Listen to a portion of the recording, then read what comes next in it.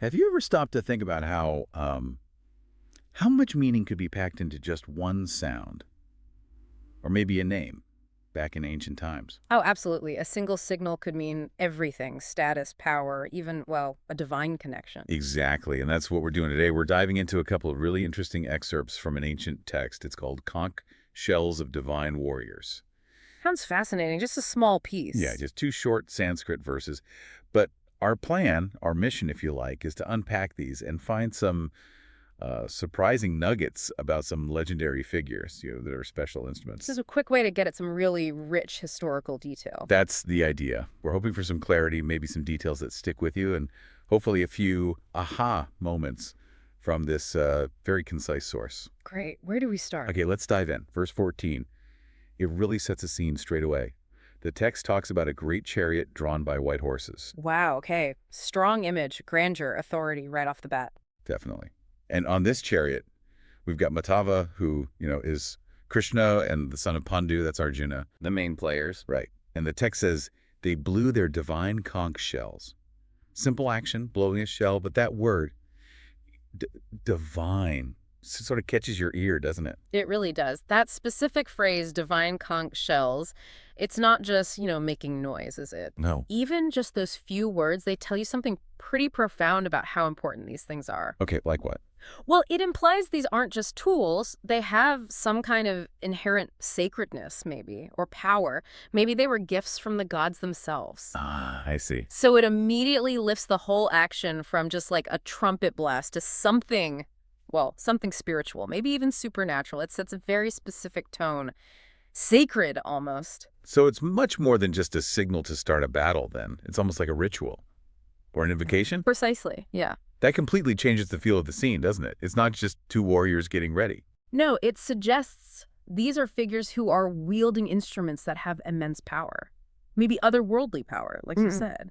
It hints at a much deeper story, a connection to the cosmos, maybe, right there in the opening description. These sounds aren't just noise, they're declarations. Declarations, I like that. That Mhm. distinction really sets the stage. And the next verse, verse 15, it gets even more specific. It actually gives us names. Names for the conch shells. Yeah. So Vrishikesha, who is identified as Krishna, again, he blew his conch, named Panchajanya. Danjajanya? And then Dhananjaya, who is Arjuna, another name for him, he blew Devadatta. Devadatta, got it. And finally, we get Bhima. And he's described with these really powerful titles, like of terrific deeds and Vrikadara. He blew the Pandra. Pandra. And the text makes a point of saying it was a great conch, a Mahashanka. So these aren't just generic shells. They have their own identities, histories maybe, like characters in their own right. That's really interesting. And it brings up a related point, doesn't it? If you look back at just these two verses, we've got multiple names for the same people. Oh, yeah, that's true. We have Madhafa and Hrishikesha for Krishna, Right. son of Pandu and Tanjaya for Arjuna, Mm-hmm. and Vima, also called Vrikadara, and described as of terrific deeds. So, for you listening, what do you think that tells us? How these ancient texts build character and identity using all these different names for one person? That's a really good question. It's almost like each name shows us a different side of them, a different aspect of who they are. Exactly. It's not just repetition, is it? No, it feels more deliberate than that. Right. Each name, each epithet, it might highlight something different, maybe their personality or a specific action they're known for, or like we said, that divine connection. It adds layers. Uh-huh. It really deepens our understanding of who these figures are. They're sort of multifaceted nature within the story, and it does it without needing long, rambling descriptions. Yeah, it's very efficient storytelling. It really is. What's kind of mind-blowing is how these ancient writers could achieve such incredible depth, such nuance, not by writing pages and pages, but just by picking the right name, the perfect title for that specific moment. It's a masterclass in narrative economy. So thinking about this, for you, the listener, consider how these super specific details, the names of the conchs, Panchajanya, Devadatta, Pandra, and all the different names for the warriors, they do more than just paint a vivid picture. Much more. They're subtly packing in deeper meaning, character insights, even in what looks like just, a simple description of blowing a shell. It's like every detail is a little clue. Yeah, like each name, each specific object is a tiny window opening onto this huge, complex world.